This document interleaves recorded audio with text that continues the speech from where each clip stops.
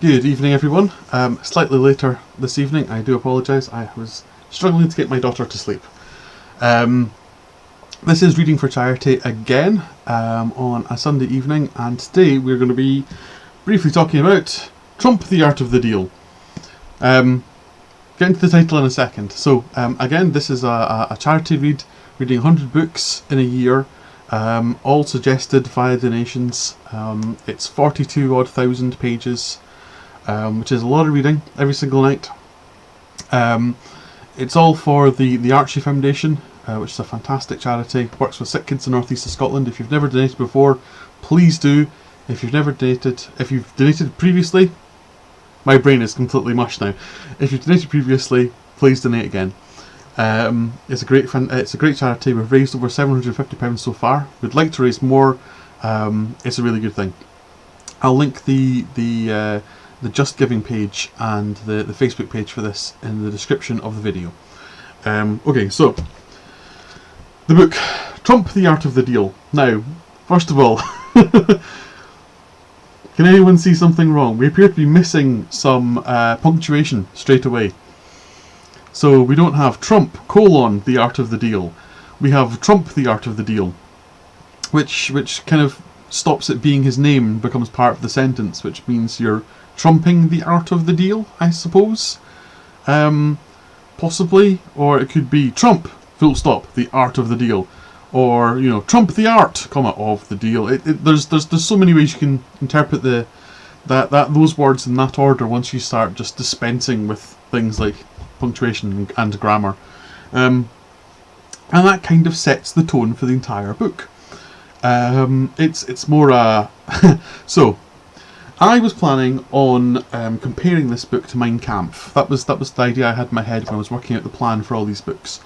And it is still a good idea, I think, in that I'm not comparing Trump to Hitler.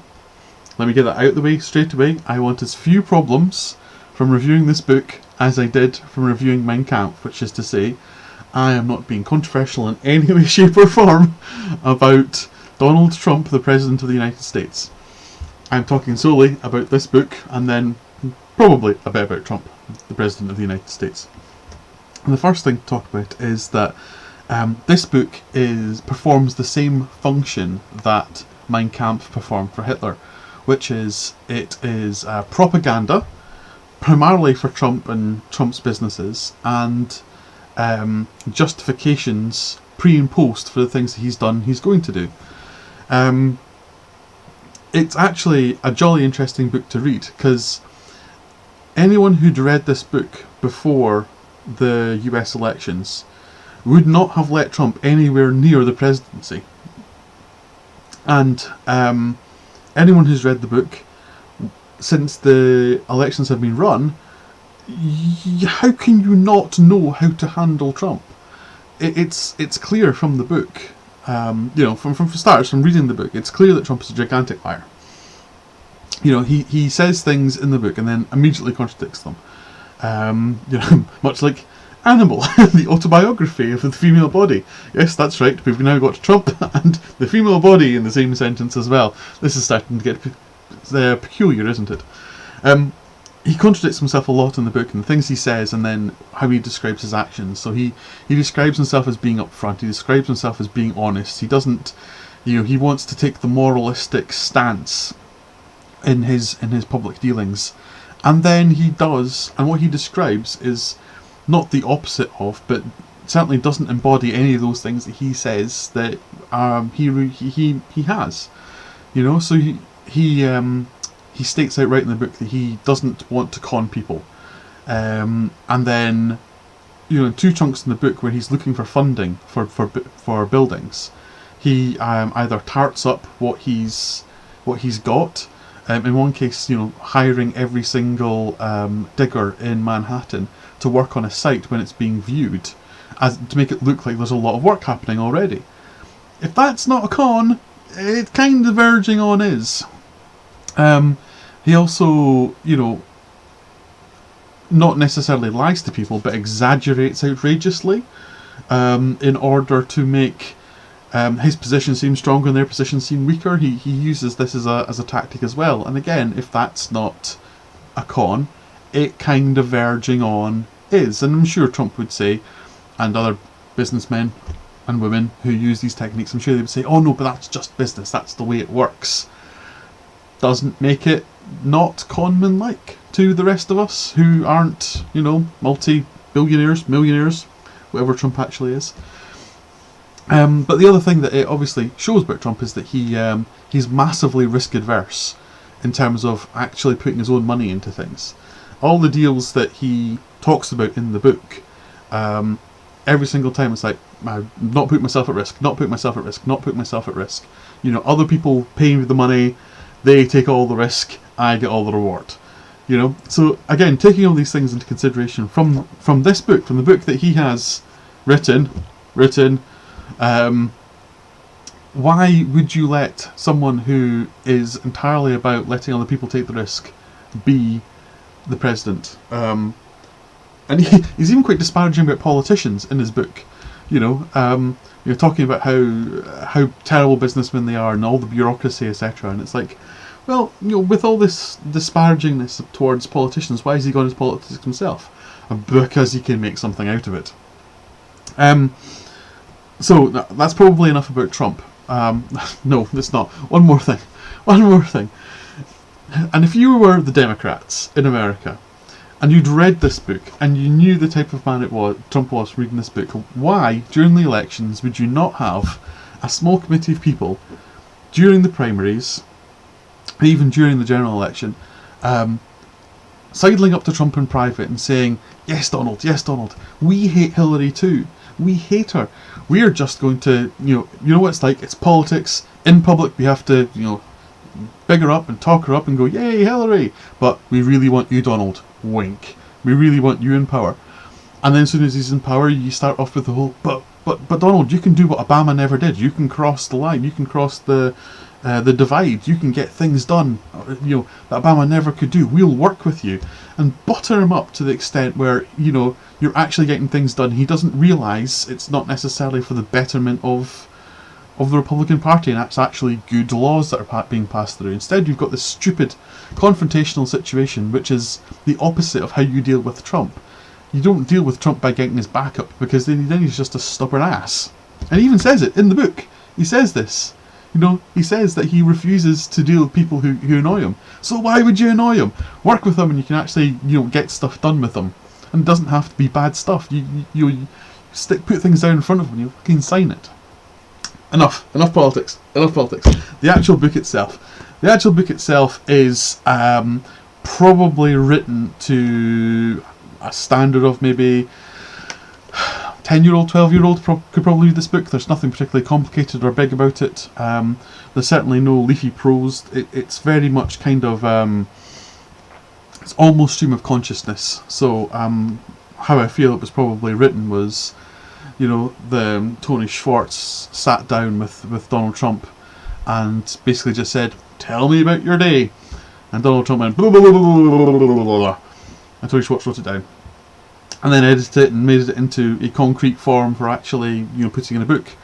And then they realised that sort of style of book wasn't going to work completely, so it's just bookends essentially of the rest of it. And Tony Schwartz sat down and said, "So Donald, tell me about this, or tell me about that, or tell me about the third thing." And the rest of it is just very small chunks of Donald's career, or the highlights, if you like, of Donald's career up to that point. Which I believe is 1987 it finishes on. But it's interestingly done. It's much more of a biography than it is of a self-help book. Even though he kind of describes it as a self-help book, it's not. And it's vigorously indexed. So every single person who's mentioned in here can go and look up exactly what nasty things he says about them, because he's not very complimentary about anyone who's not called Trump. Yes. Yeah, there's maybe, even the people that he's complimentary about, there's a lot of backhanded compliments in the book. It's like, he's very fat for a rich guy. His ridiculous little, he can't genuinely say something nice about someone without having a dig as well. The only person who has unreserved praise in the book is Trump himself. Unsurprisingly, it is a propaganda book about Trump and the Trump Organization.